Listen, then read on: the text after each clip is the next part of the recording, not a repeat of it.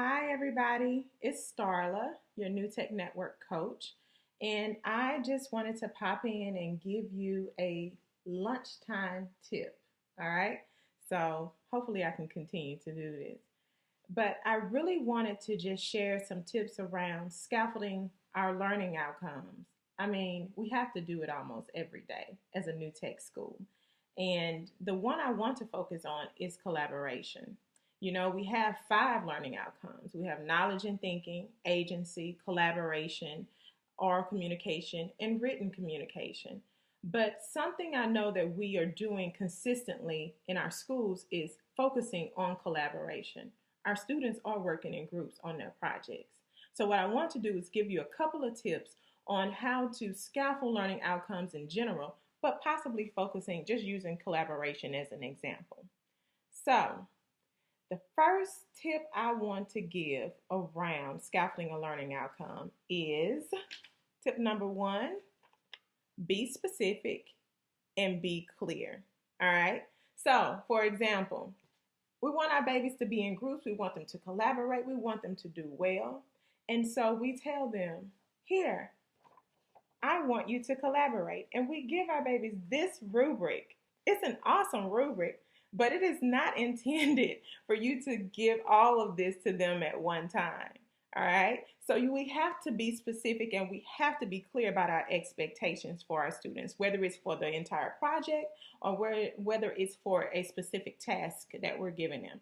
So even in your planning and facilitation, take a look at that rubric and get really clear about what you want to focus on, which domain and which descriptor do you want students to really show that they are effectively collaborating. All right. Not only that, don't give this entire thing to our babies. Cut out the domain. Highlight the descriptor. Be specific and be clear. And it will help. All right. Tip number two: discuss and model. All right. Discuss and model your expectations. So we got specific and we got clear, and we know that this is the particular descriptor that we want to focus on for our project or even for the task of the day. But we give this to our students and tell them to collaborate. But will they really be able to show us that they know what this means? So it is important for us to take some time to discuss and model what this descriptor is that we hope our students master. So this could range anywhere from a 15-minute workshop or a 5-minute conversation around this particular descriptor. It just depends. Showing them a video of the skill, or even just having a conversation and saying, what does this or what does this not look like? Okay, so let's just be clear and specific, but then be able to discuss and model our expectations. Tip number three, I think it's a big one. Task design is key. All right. So we got specific. We're clear about which particular descriptor we want students to model. And then we've done something. We discussed and we modeled some things, and our kids are excited about collaborating in their groups. And then we say, go collaborate. But then we give them the task. If the task is not designed in a way for our students to show us this particular descriptor, then it's just like you haven't gone over all of these things. So task design is key. Just putting our students in groups of 4 or 3 or even in pairs does not enact collaboration. We have to really get specific and clear on how we're designing our task to get at those particular learning outcomes that we hope to scaffold. So this might be something that I do another lunchtime tip around, but task design is key. If they're not collaborating and you've done some of these other specific tips, it might be that we need to go back and think about the task, and did the task encourage them to collaborate.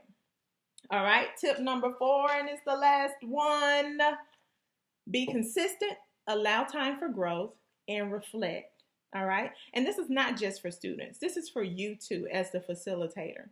Just be consistent in designing the task around that descriptor throughout the project and on a regular basis, because that's your focus descriptor and or domain for the project. Allow your students to grow. They may not get it right the first time, second time, and probably not even the third time, but allowing them to grow and get better through your consistency is always going to help. And then reflection really, really helps. Allow your students to reflect on how well they've grown and how great they're doing right now, or maybe they're not doing so well and they need some time to think about what is going on and what is it that I need to shift and change about myself. But not just our students, but for you too. You're a learner, so be consistent. Allow yourself to grow and get better at scaffolding the learning outcomes. And always reflect.